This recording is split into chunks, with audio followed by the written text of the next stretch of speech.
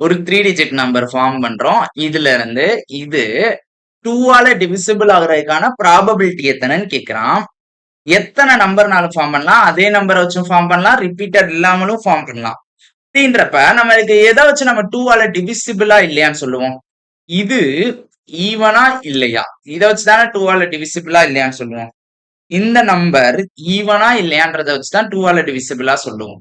இப்போ இங்க எத்தனை நம்பர் இருக்கு? 1 2 3 4 5. 5 நம்பர்ல எதெல்லாம் எடுத்தா 2ஆல டிவிசிபிள் ஆகுறதுக்கான சான்ஸ் இருக்கு? 2 நம்பர் தான், ஒன்னு 4 இன்னொன்னு 6. அப்போ இங்க வர வேண்டிய ப்ராபபிலிட்டி 5ல ஏதாவது 2 வந்துச்சுன்னா நம்மளுக்கு ரெக்வயர்